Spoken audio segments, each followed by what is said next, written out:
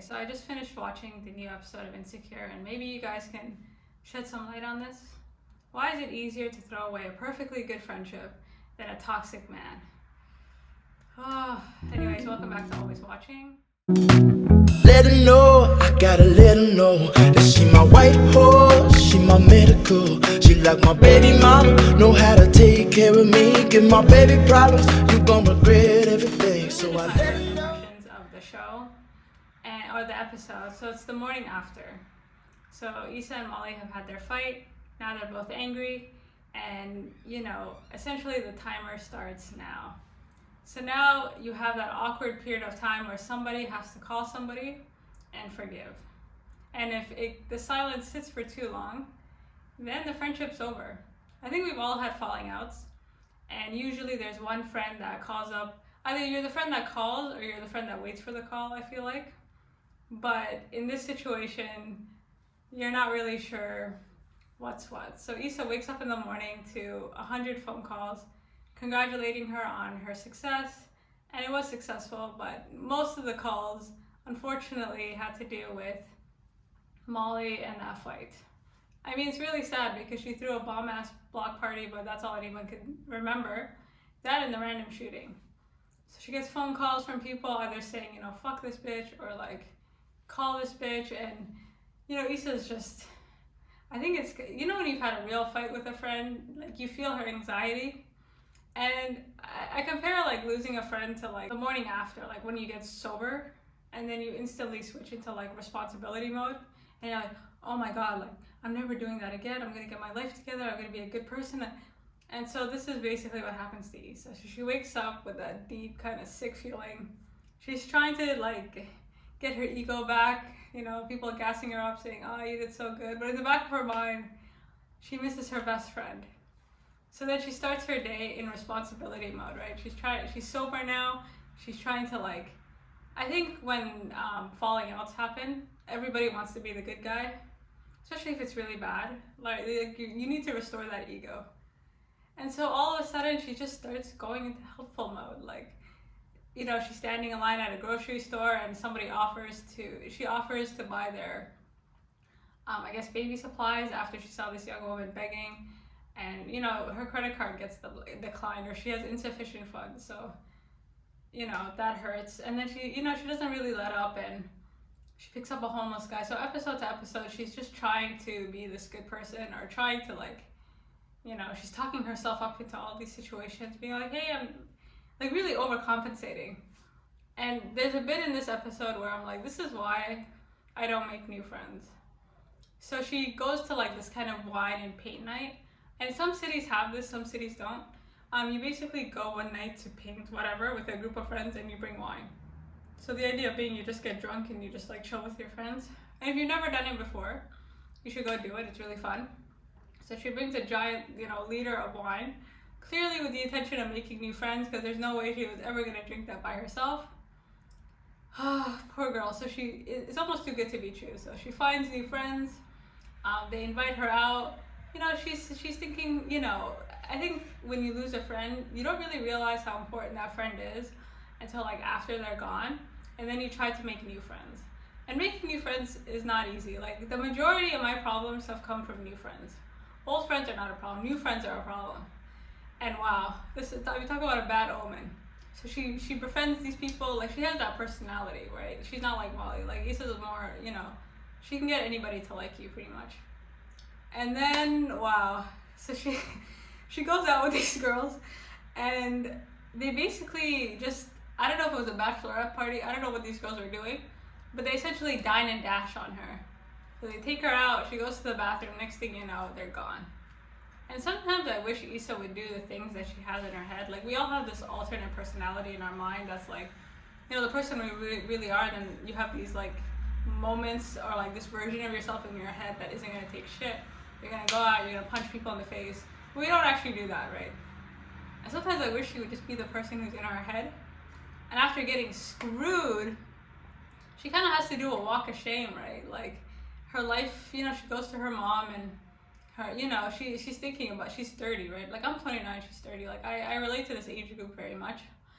That's why I love the show, because I feel like They're so normal. And she's thinking about her life after her best friend, and you know, her mom was saying, well, she was thinking like, you know, at 30 you should have kids and you should have families, you should have houses, and her mom just looks at her like, you are all a mistake. And I think nowadays, like, having kids and having a family just isn't a thing anymore. And Issa, you know, like, a lot of people are like this, 29, 30, and you're falling out with your best friend like it's a high school, like, musical, or like you're still in junior high, and like no one's gonna talk to each other, you know? I do think the age of maturity, like, people are far less mature now than they were like 30 years ago. I feel like we're a lot pettier. No one really wants to be the first person to say I'm sorry. Like, the ego is much bigger here. And that's what I get from this episode. It's almost like you're watching two high school kids, and I can relate to that. Like, and it's true, if you let the silence linger for too long, and again, like, I'm seeing a lot of hate in the comments, like, there's a lot of, like, for or against, and for me, they're both wrong. Like, both of y'all are wrong. I think the only problem with this is that normally, Issa is the one to, like, kind of, I really felt bad for her. Like, normally she's the friend that would go and call, you know, and all these people are calling her and saying, you have to go and apologize, and I understand why she didn't want to apologize, just because she's always the friend to apologize. Like, Molly's that friend. Like, she will never apologize. She's the friend that I can relate to her, because Molly can deal with something being wrong forever. Like, she can deal with the situation being fucked up forever. She'll just bury it, and it'll just manifest in weird ways. But normally Issa is the one to, like, laugh it off and be like, hey girl, hey, like, what's up? And this time I don't think she wants to be that friend, and I understand. And I think towards the end of the episode, again, she's getting calls being like, did you call your best friend? And she's like, are you calling her? Are you calling Molly and telling her the same thing? Because the reality is, like, there's always a friend, like I said, that apologizes, and then there's always a friend that just doesn't apologize. And it's it's two sides of the same coin. And then the final, like, I do believe, like, the energy you put out into the universe is like the energy you get back. So if you're thinking really hard about something, chances are that, like, or you're thinking, like, for example, I really don't want this to happen, I really don't want this, chances are it will happen. Whatever you don't want to happen always happens. Whatever you want to happen, like, life is weird that way. And finally, at the end of the episode, you get to that moment. She's thinking, okay, like, I restored my ego a bit. So she goes to get takeout, and just before she's about to go get some food, she sees her best friend in the same restaurant that she was about to go eat at, because they're best friends and they like the same things. And she kind of looks at the door. She's like, should I go in? Should I not go in? She tries to, like, you know, get to that inner, you know, her dual personality, like, asking herself, who's also her, like, weird, for advice, but nothing, like, she's on her own. And personally, I think that it's tough, because I think she should have gone in, not because, like, I don't blame her for not going in, but I think she should have gone in, just because she knows that Molly is just not that bitch to ever, like, call you back. And sometimes, like, to keep a friendship alive, like, you have to be the bigger person. And if you are friends with somebody who's, like, petty or just very, you know that bitch will never apologize. One of you has to kind of fall on your sword and just apologize. Do I think Molly deserves an apology? No. Do I think Issa? Yeah, I think they're both, you know, problematic here. I think they let too much shit like, linger for too long. And then, so when she walked away, I just felt like that was a big move, just because Issa really is that person to apologize. Like, that's just her nature. Like, that's just who she is. So the fact that, I mean, she looked deathly terrified. I think we've all been there, where you have, like, a friend that you've fallen out with, and then it goes from, like that, yeah, nice to see you, and then you really fall out, and then it's like, I can't, like, just, like, there's almost, I'm not gonna say, yeah, fear. Like, she's looking at Molly through the window, and she has fear in her heart. She's like scared, you know? She's like, is this bitch gonna get in my face again? Is she gonna put her finger in my face? Like, what's gonna, like, you could see, and for her, that's very abnormal for her character.